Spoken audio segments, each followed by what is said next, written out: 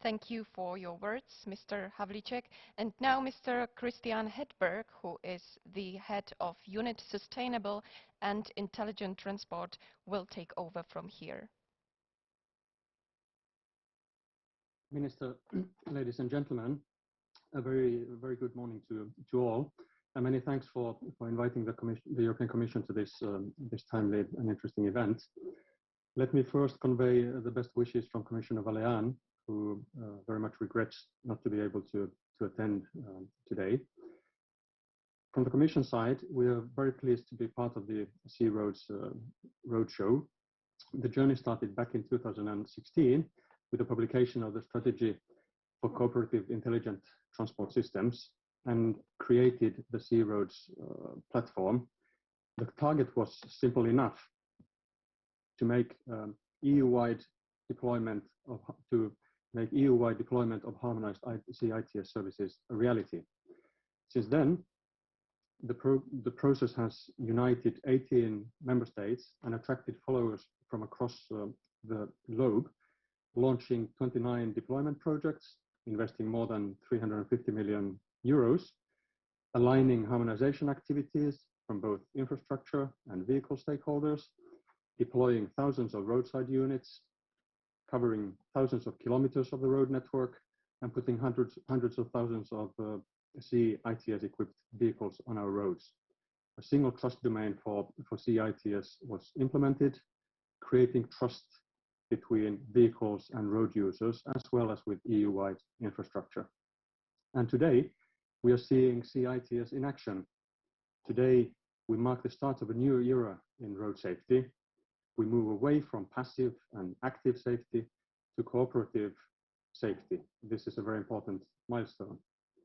The potential of CITS for road safety was never in doubt, but its effectiveness depends on a joint vision, on cooperation between all vehicles, and cooperation with the infrastructure. In other words, everybody needs to be on board in large numbers.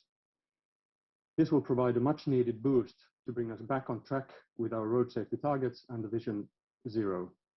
The EU has a relatively good record in this regard, but we cannot rest on our laurels and accept that fatalities have been stabilizing around the 25,000 mark in recent years. We are convinced that CITS brings us a new tool to drive this number further down. We need to continue investing and making sure that we have the right infrastructure in place for the digital revolution, infrastructure that allows us to share data in real time. We need more CITS, we need even more advanced traffic management centers, and we need more intelligent transport systems. Our Connecting Europe facility has been supporting the deployment of ITS corridors for many years and is currently funding 49 ITS actions. CEF2, together with a revised TEN-T regulation, will set the bar even higher for innovative and smart infrastructure, and we look very much forward to seeing the results.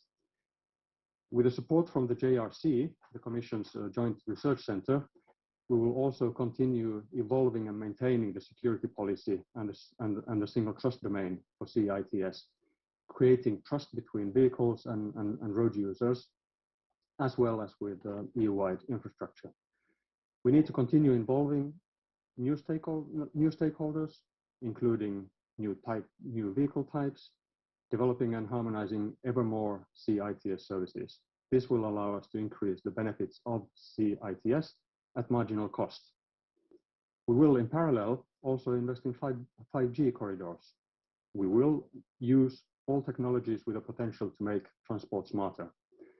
5G offers distinct advantages and is very much complementary with the CITS deployment, which we are celebrating here today. In fact, the challenges we face there are the same. We need to define and harmonize services to ensure continuity. We need to work on interoperability.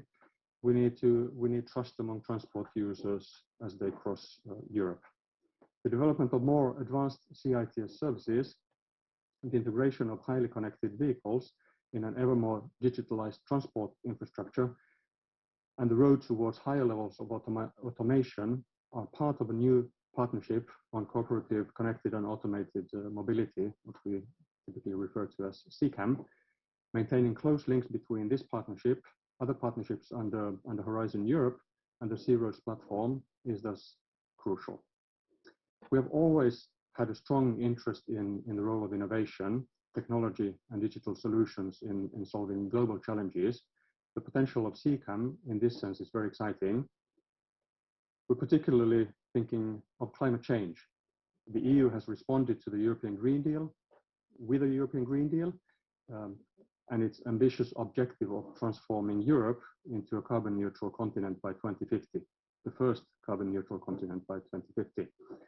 The transport and mobility sector can make, in fact, needs to make a huge contribution by rethinking how it moves people and freight around. The sustainable and smart mobility strategy of the European Commission, which came out at the end of last year, sets out how we are approaching this rethink through a simultaneous green and digital transformation of the mobility sector. One result will be both passengers and freight using a combination of the most efficient transport modes to complete the journey.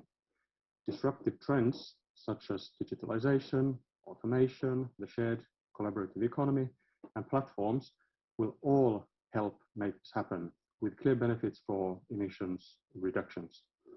We're excited about how CCAM will fit into the new landscape and what it can do to increase safety, as well as make sustainable and multimodal mobility a reality.